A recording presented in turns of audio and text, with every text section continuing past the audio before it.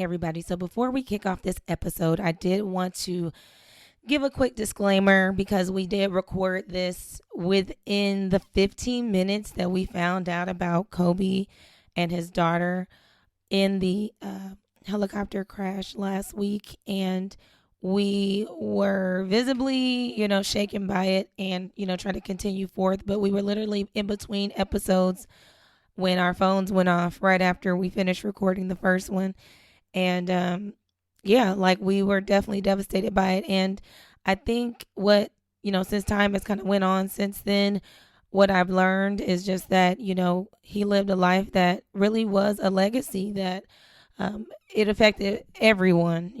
Anybody that has been around during his career, I believe, was affected by this tragic situation. Again, at the point at which we're recording, we didn't know how many people were affected by it. I think the initial reports was like 4 or 5 people. So that's what we were going up. I mean, we were just, in shock still.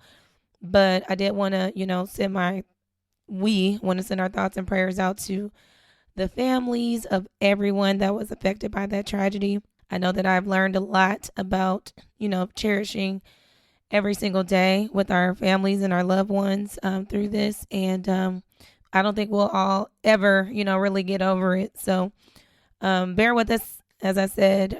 And his legacy definitely lives on. Hope you enjoyed the show. All right. Hello and welcome to the Bold Black Girls podcast. I'm Ari. And I am Kim. Alrighty. And so today, Today is interesting. It took us a while to get started. At the point at which you guys are watching this, it will have been a week and a half, I guess, since this happened. So we were sitting here and got the TMZ notification that Kobe Bryant and his daughter were killed in a helicopter crash today, which is January 25th? Yep, 26. Yeah. 26. So that was very shocking, obviously. Some of the things that I learned was that he traveled by helicopter frequently. Right. Pretty much almost every day for the last however long, since he kind of made it big in the NBA. He traveled that way to LA a lot. Makes sense. Yeah, so right now I think they're still haven't reported who the other 2 people were that were on the because there was helicopter. What, 4 or 5. Yeah, so it was him and 3 other people, and we know that the one of them was his oldest daughter, Gigi. Actually, the oldest is 17. I think it's Is the middle one? Not the middle, because it's 4. So it's the second from the oldest. Really? Yeah, because the other one just turned 17. And that's not the same one? No. Oh, okay. Gigi is 13. Got it. Okay. Well, I just, my heart goes out to the family. I know. I feel like this is not, it's a repeat of, Nipsey Hussle. Yeah, but, so far, he was not killed. No one killed him. Right. I mean, the other thing is, the daughter. I'm thinking of, as a mother, if something would happen to one of my kids, while they were with their dad or something like that, that's just, I know she's just broken down right now. So I'm just going to continue to pray for her and their other children. They just had a new baby in June. So just can't imagine what that would be like, And it actually kind of goes into the episode we were planning to record anyway. Right. About love. Right. It's because this is February, this episode. So our theme for the month, since we're theming things out this year, is love. And so we love in different capacities. Love is self-love, love to others, love to our children, love to the community, love for God. Yes. And we need to walk more in love. Yes. I think that's something that I kind of pulled from that today was just and we kind of talked about it earlier, was living a life worth, that shares love, that shows it, so that when we part ways, it won't feel like there's anything left unsaid between us, or we are not leaving angry and having all these petty dramas and stuff like that, because you want to feel like at any point, we just don't know. So we don't know the day, the time, when, how, where. Exactly. You know, and just living a life full of love. And yes. What do you want people to remember you as? Exactly. I think about that kind of stuff all the time, which is kind of creepy, but... Well, no, they said that. What would you want your obituary to say? Yeah, I'm like, I think about what people would say if they come up and speak on my behalf. I do too. You know, like I'm like, are they gonna be? What would they say about Kim and what? Yeah, you know, the stories they would tell, and you know, like I never want to be one of those people where, if something happened to me, people will be like, she was this kind of person ever, you know, like, because I've had that happen where I was like feeling conflicted about how I felt about the person, you know, like they passed away, and I was just kind of like. I mean, it wasn't like they was doing nothing with that. Oh, wow. You know what I mean? Like, and really feeling bad because I'm like, they were horrible. You know, like how they were living a life before they passed away. And people be always making it seem like they were so good at the funeral, you know? And so I'm like, I don't want that to be a fake story, you know? And I've had the experience of, like, losing a parent. Right? Mm-hmm. So just thinking about my father's funeral, you know, everyone had nothing but good things to say. Like, even when I posted on Facebook and people back home, like, not Mr. Timms. I used to love Mr. Timms. He used to do that. Mm-hmm. And he was so helpful, you know. So I want to be remembered in a loving way. Right. That Kim touched me, you know. Right. You don't want to be remembered for your drama.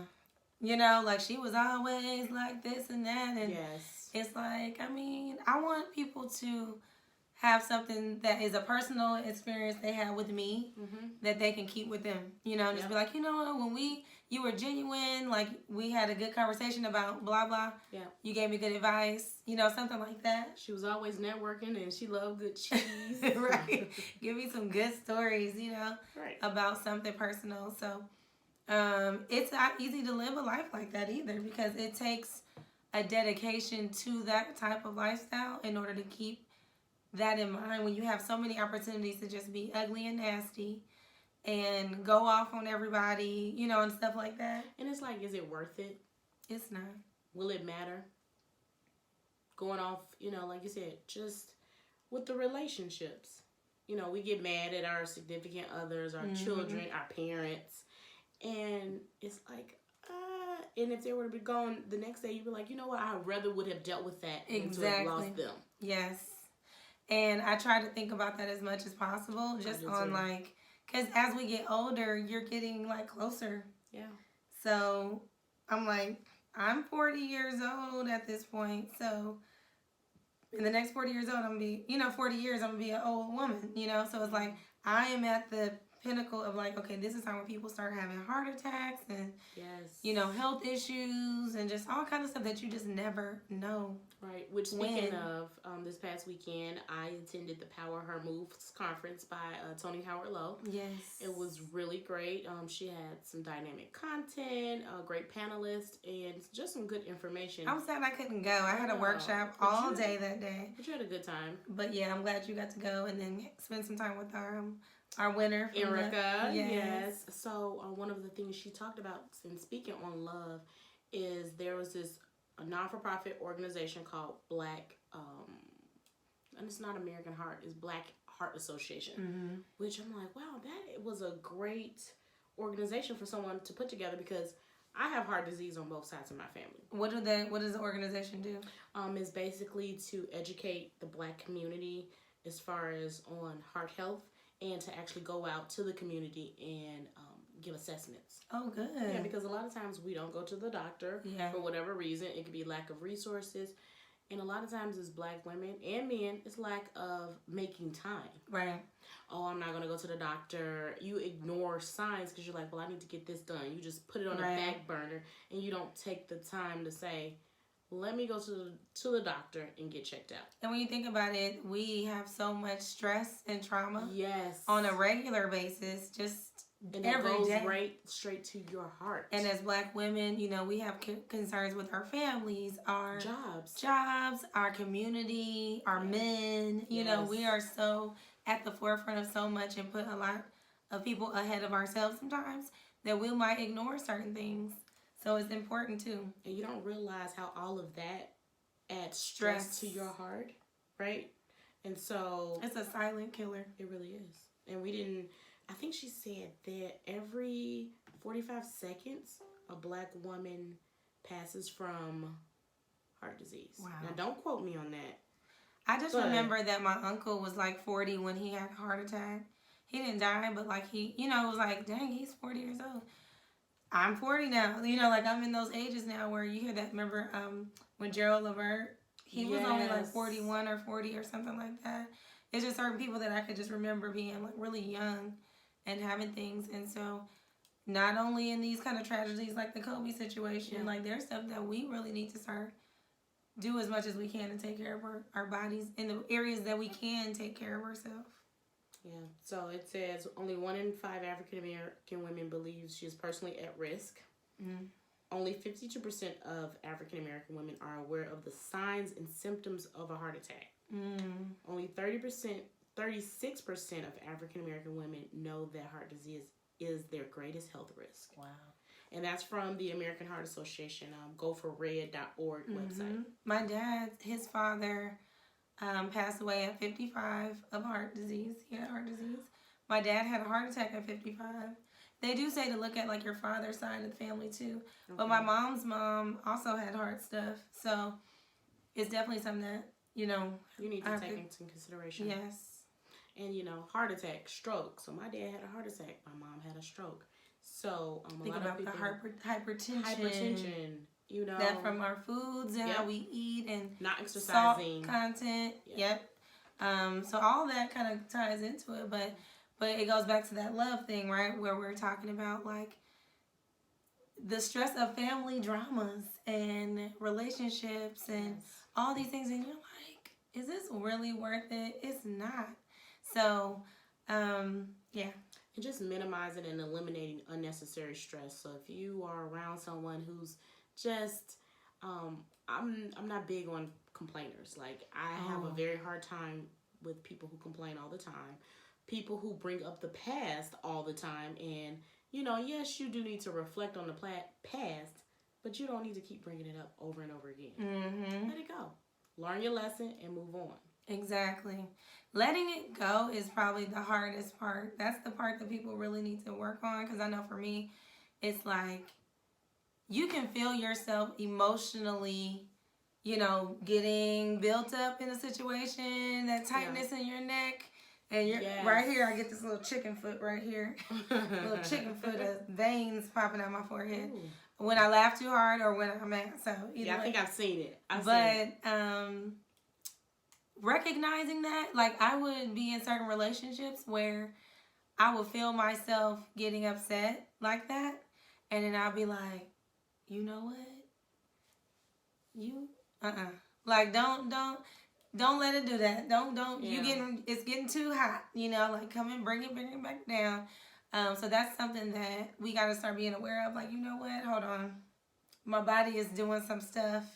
I'm getting too, heated. Your body will let you know, too. Yes.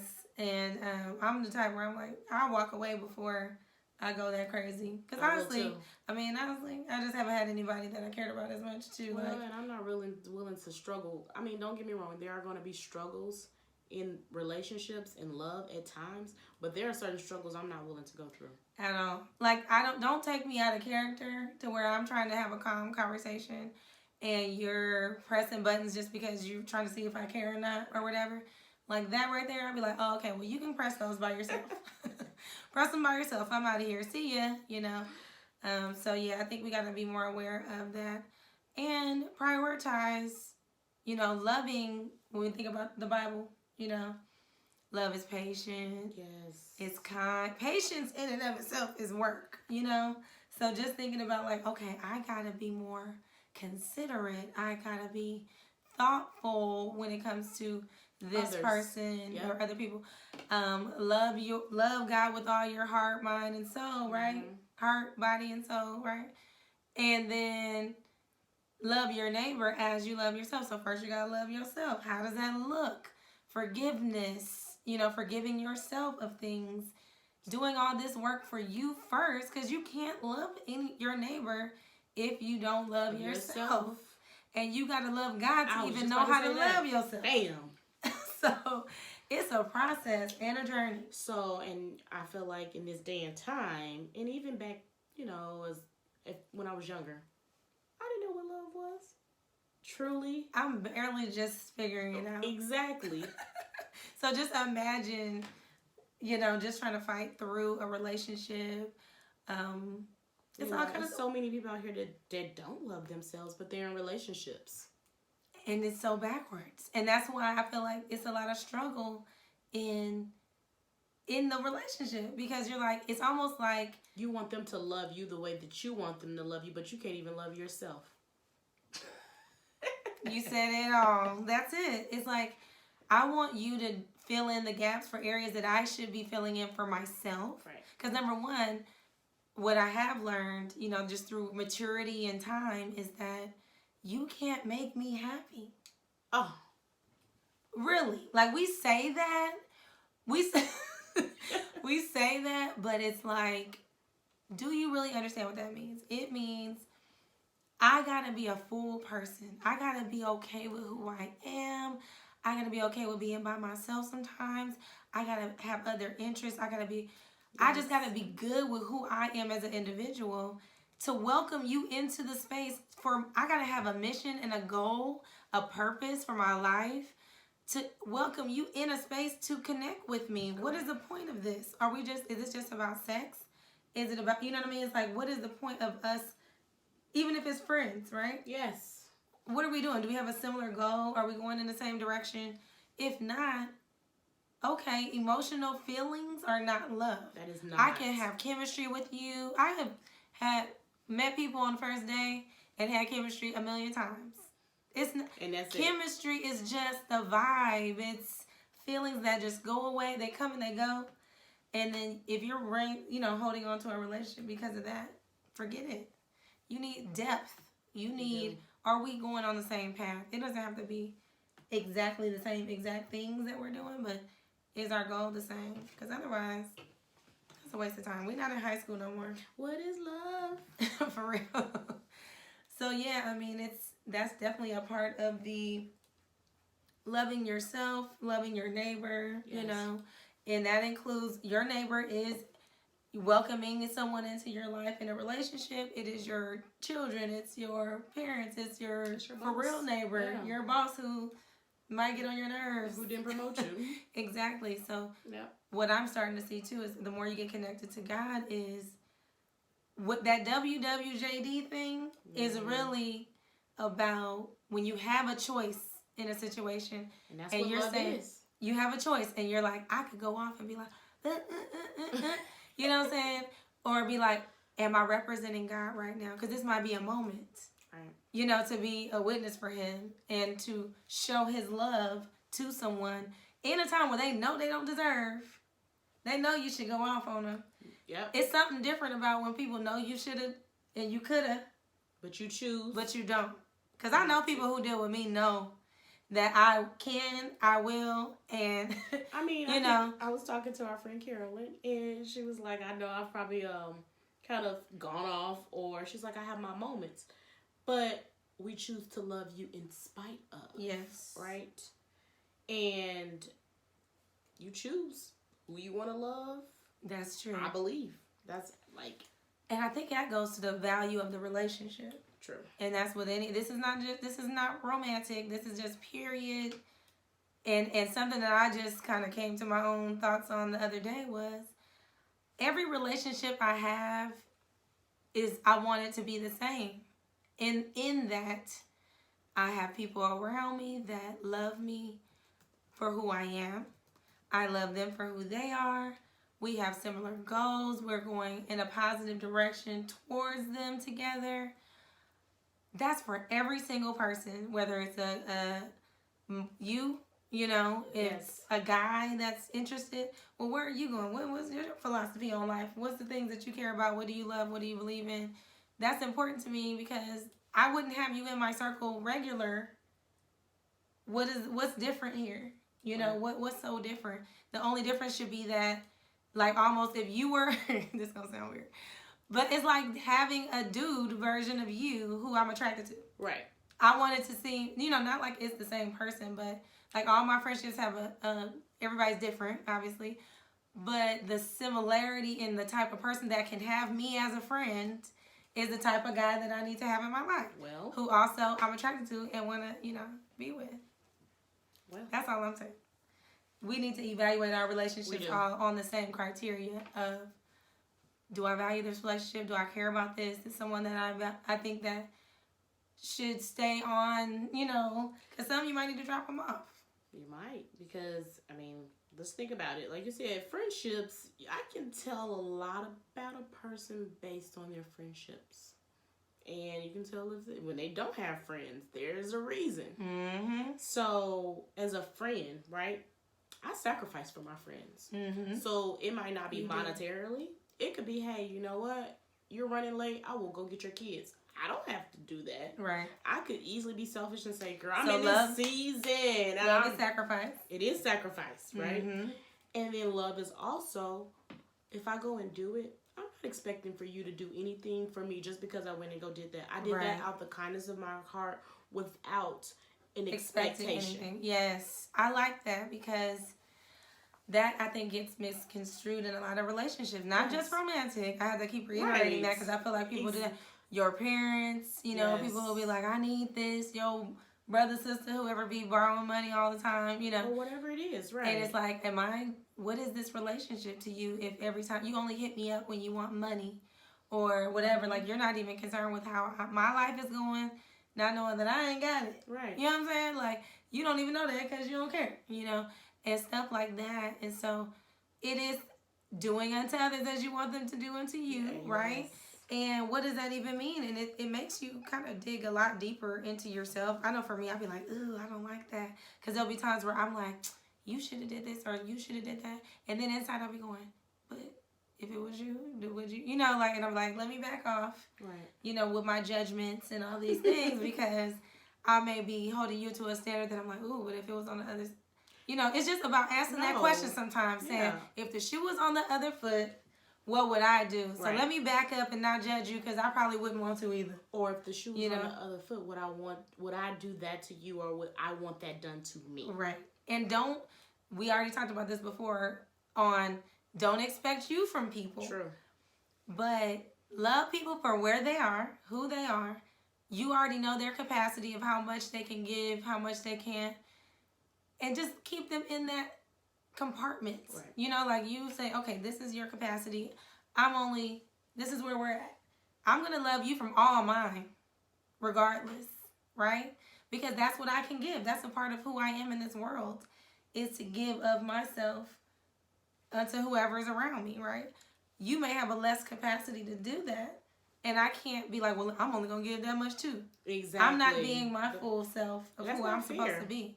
Yeah. And you can also teach someone, too, about love. Yes. By the way you love. Teach me how to love. Which goes Show me the way to surrender. Which goes into teaching these children how to love, right? Oh, my God. So children, to me, are very innocent. I don't know where they lose it.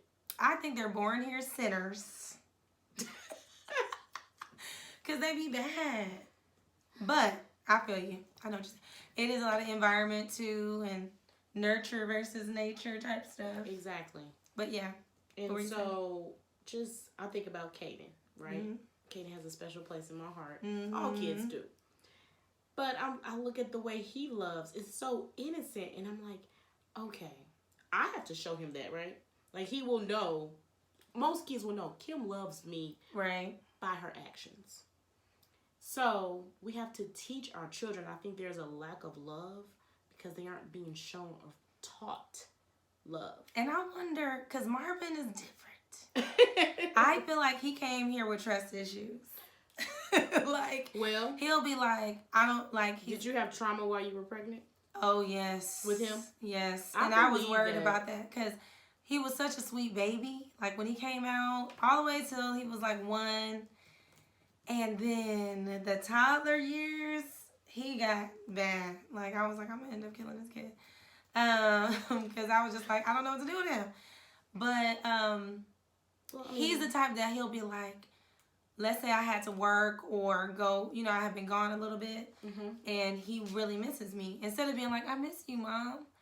like he'll act up in class or something like that, and I'll go. Now that I know, it started happening when he'd be gone away from me for too long, or he'll be at his dad's, and then I'll be like, all you got to say is that you missed me.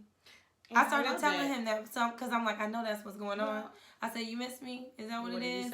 I'm like, you can hug me and love me. It's okay to love your mom, right? Because I want him to know, like, don't feel like he's a little me. So I already know his pride is going to get him in trouble if we don't get it under control at a young age. So I'm trying to say, what would have helped me, be more vulnerable at a younger age, and stuff like that, even though he's not going through what I went through. He has his own struggles, right? So it is something that we have to hone in on, too. Have to, like you said, you identify, okay, I see there's a behavior change. Mm-hmm.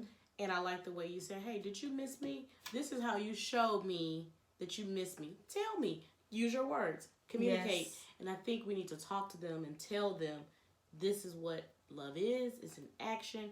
If you miss me, it's okay to say it. Yeah. It's like, I miss you. Yeah. So it's okay. Like people miss each other and it's okay. And you can just be like, I miss you and I want to hug and I want to kiss you.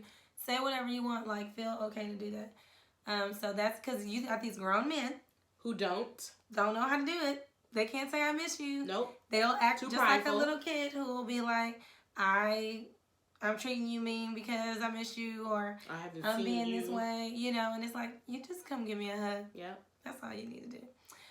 It's so easy. But until you learn vulnerability. Yep. You will not be able to do it. And it's hard. Yeah. But it's a practice. It's like yoga. It's like meditation. It is a practice that you have to do. Do it in these little bitty...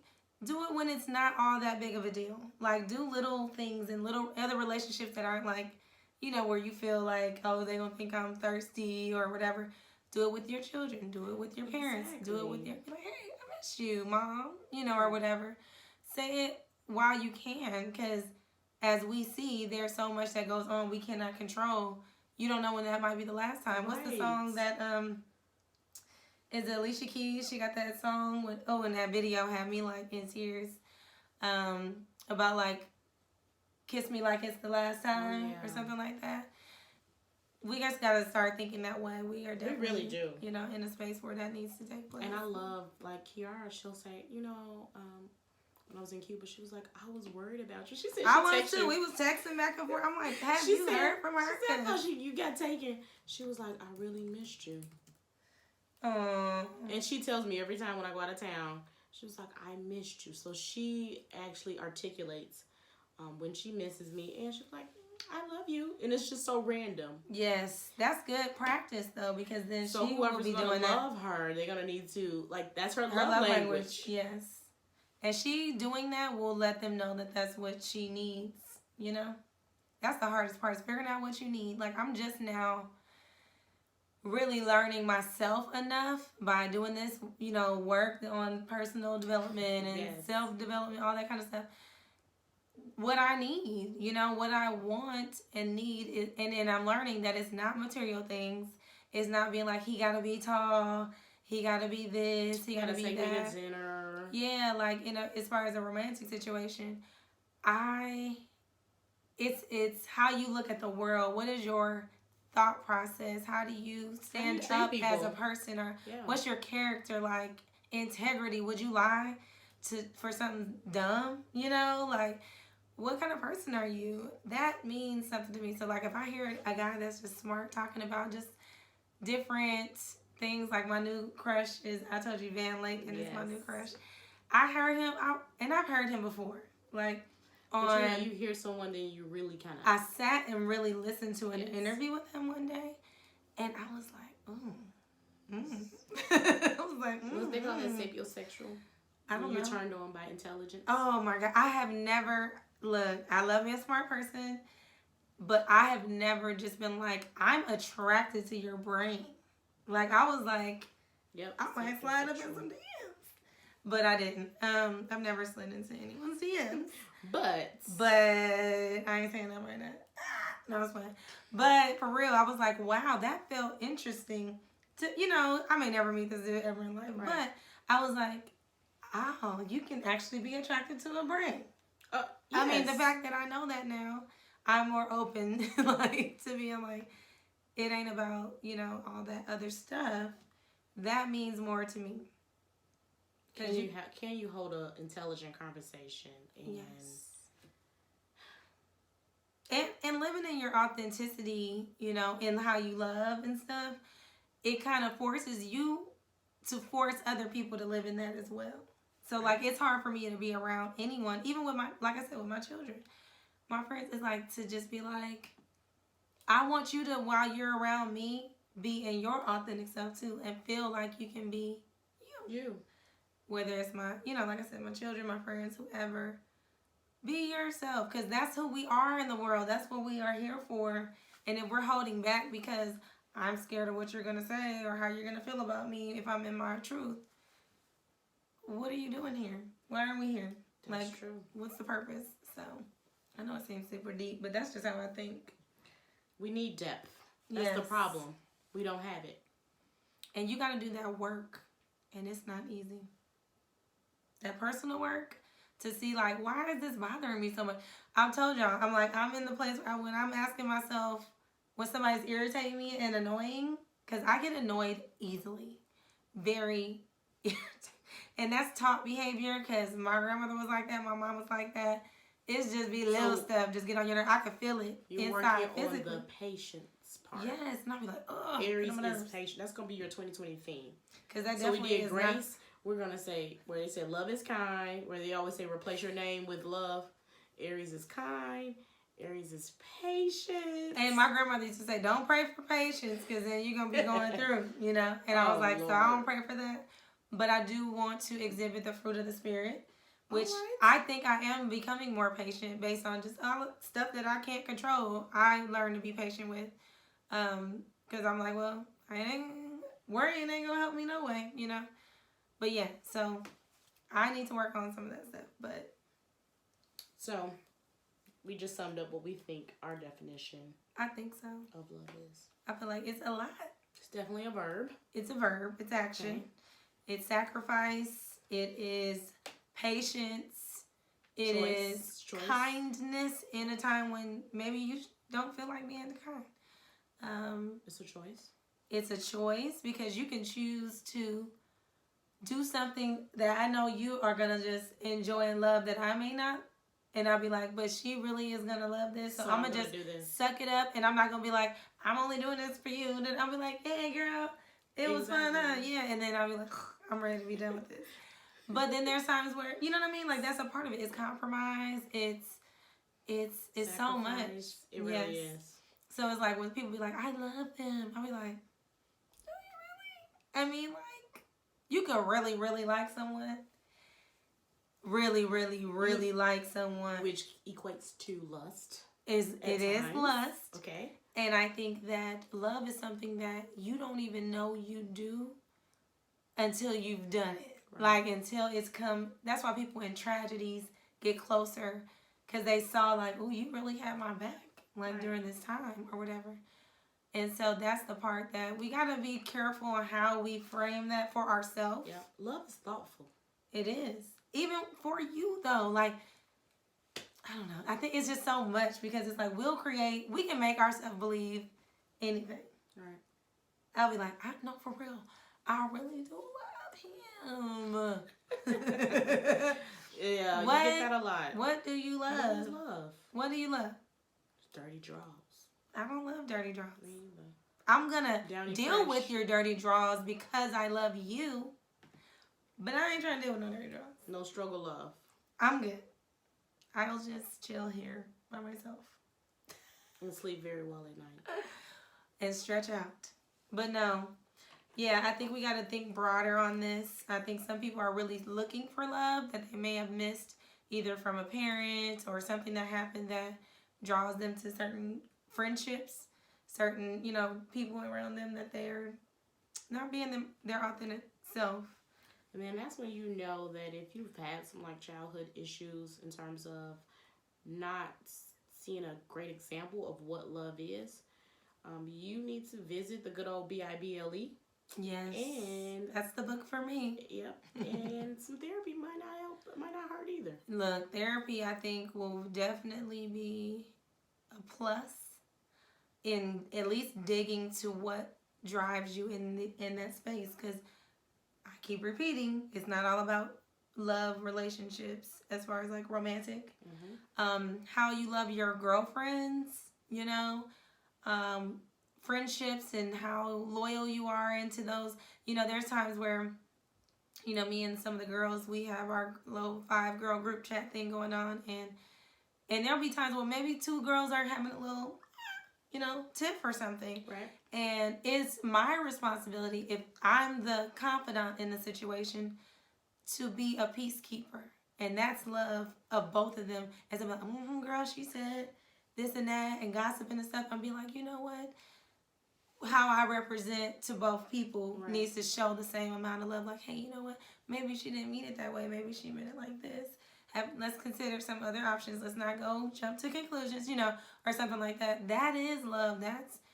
That's another way of showing that. Love is sometimes helping carry their burdens too. Yes. You know, they may be going through something and they need you. Mm-hmm. And you might be at capacity yourself. But you say, you know what? I'm going to push through in spite of. Yes. So.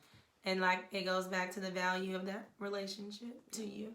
Right? Because there's some people you be like, look, I ain't got time. I'm running away to the left when you start having struggles. To the left. You know, or whatever. So we just got to think and evaluate our situations. Evaluate the people in our life. How we feel like we're showing up to them. Are we being selfish?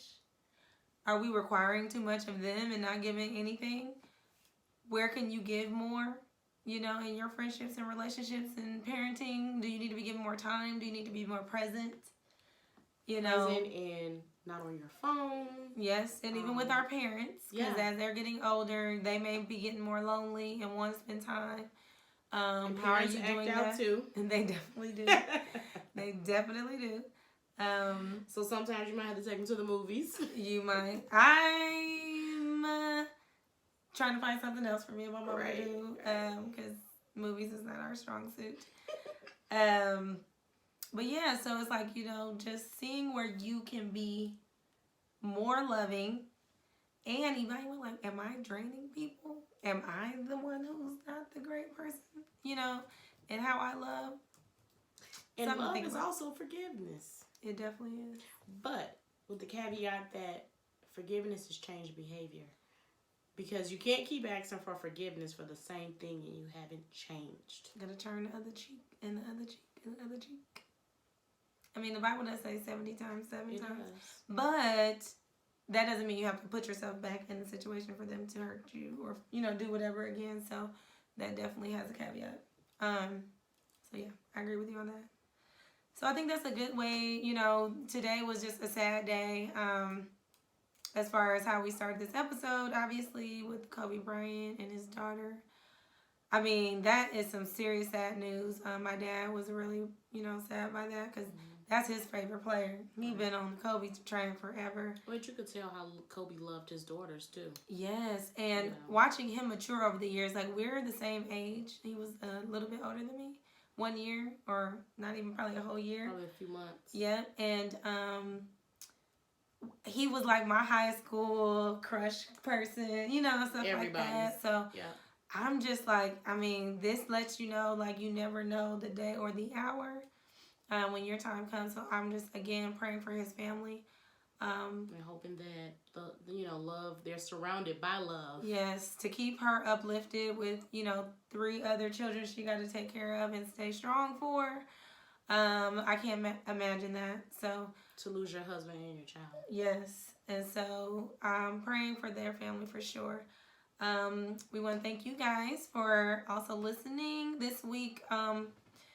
Just to add a little lightness to this episode. Yes, I'm going to assume that my team won because at the point at which we're recording, it's right before the Super Bowl. So I'm representing the winning team. I'm gambling on the fact that they won. So if this episode airs and they didn't, whatever. But they did. I know they did. You're going to speak it into existence. I'm going to speak it into You're manifesting this championship, huh? Yes, I am, because it's been a while. And we've been to Super Bowl. I think it's been a while for the Chiefs, too, right? Since we've been, we were in the Super Bowl 2012, 2013, 2012. And Colin Kaepernick was the quarterback who brought us there. They haven't mentioned that when they mentioned when we were at the Super Bowl last, except because they're trying to hate on him still. So, I mean, I'm not 100% fully back into NFL support mode because I don't support the NFL per se. I was born a 49er fan. It's more on just congratulating the other players that made it this far.